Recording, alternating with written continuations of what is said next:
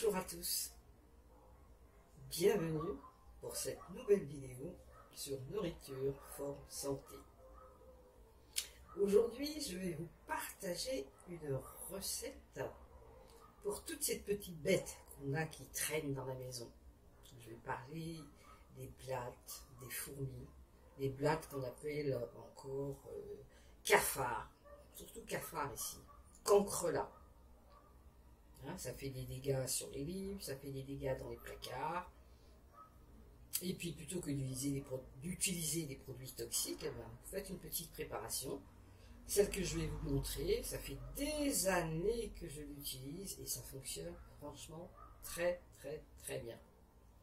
Alors pour cela, il vous faudra seulement 3 ingrédients. Du persil,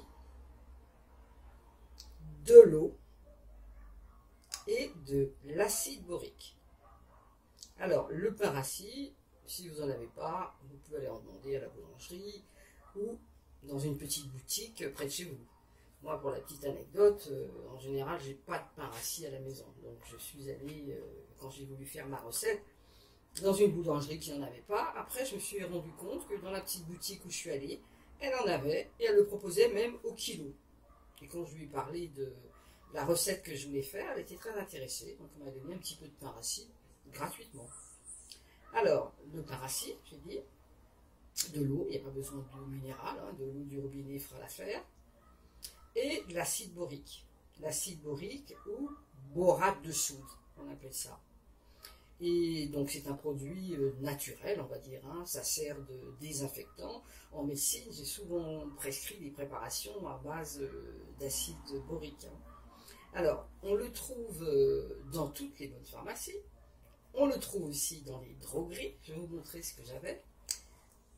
Voilà, ça c'est vraiment un ancien flacon, une ancienne boîte, mais vraiment une vieille boîte. Quand je regarde, elle date de 2000. Vous voyez, donc ça dure très longtemps parce qu'on n'a pas besoin de beaucoup de produits pour faire cette recette.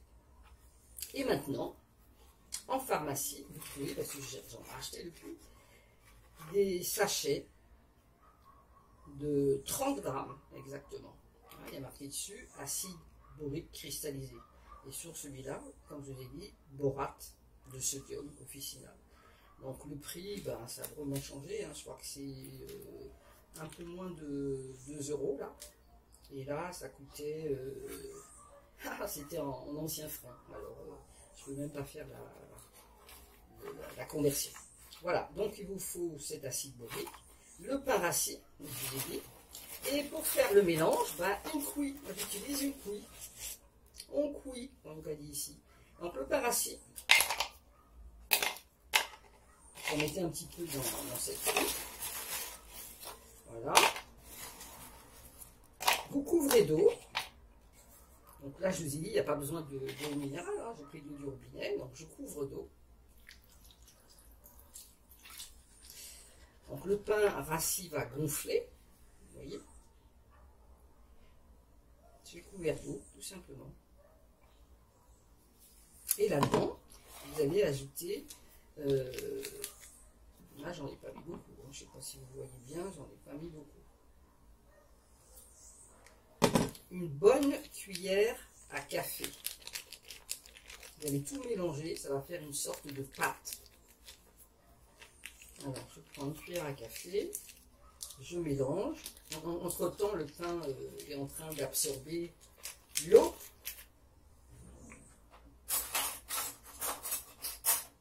Voilà, une bonne cuillère à café.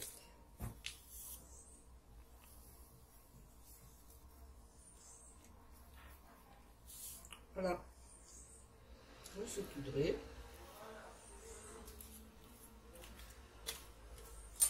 Et avec une grande cuillère, vous allez malaxer le tout.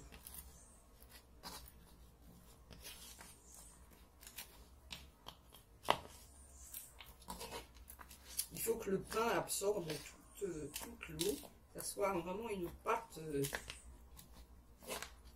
comme une pâte à gâteau en fait. Donc il faut un petit temps. Donc entre temps, je vais vous montrer les préparations des années précédentes.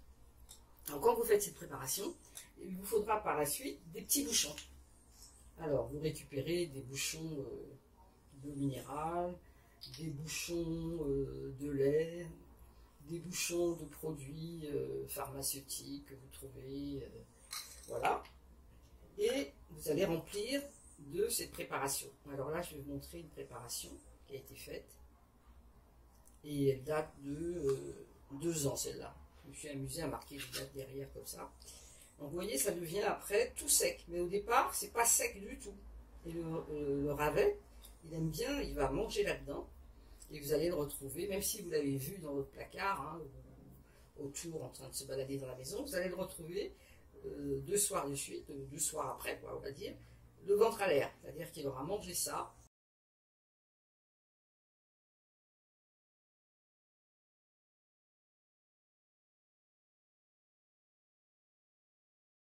Et il sera mort. C'est pas la peine de leur courir après pour aller les écraser, il n'y a pas besoin. Ils vont se retrouver, ils mangent ça. Donc là, ils sont plus bons. Pourquoi je vous dis qu'ils sont plus bons?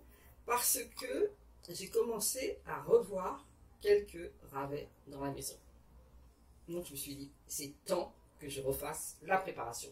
Donc vous voyez, ça diminue. Hein. Je vous montre dans un autre récipient, j'avais mis là. Donc ça devient tout petit et sec, comme une petite pastille, alors que c'était rempli, ça remplissait le tour, vous voyez, toute petite pastille. Donc là, c'est plus bon, il n'arrive plus à croquer là-dedans.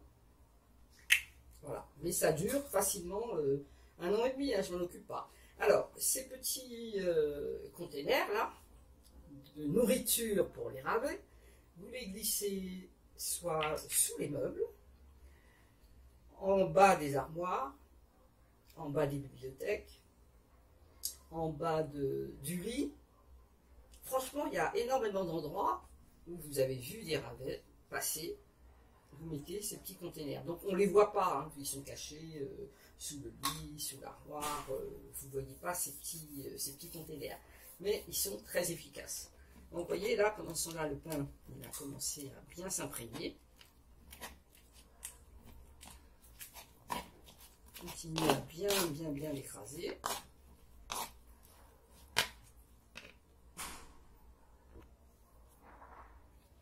Voilà, la mixture est prête, vous voyez.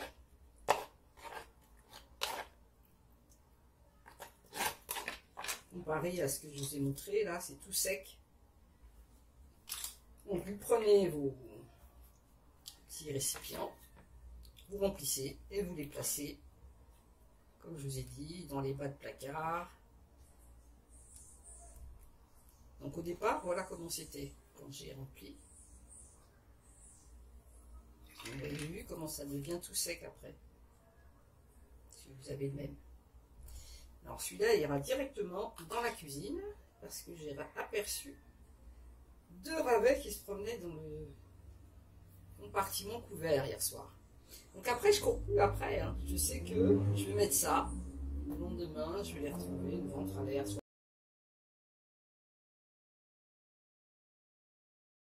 par terre, soit au fond du tiroir, facilement à enlever.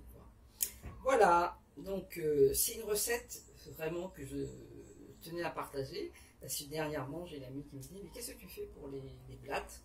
Et je lui ai dit que j'allais lui faire la recette. Je lui ai expliqué un petit peu, je lui ai dit, bah, c'est justement l'occasion que je fasse la recette et que je la partage à tout le monde. C'est pas toxique et ça fonctionne très très bien. Si vous avez des animaux domestiques, ils ne vont pas s'intoxiquer avec ça. D'ailleurs, ils n'ont même pas l'idée d'aller jouer. J'ai des confrères à des chats, ça ne les intéresse pas. Il y a des chats aussi à la maison, ça ne les intéresse pas. Alors profitez-en. Hein. Au lieu d'acheter un tas de produits toxiques pour la maison, là ce n'est pas toxique. Et j'appelle ça nourriture pour les ravets.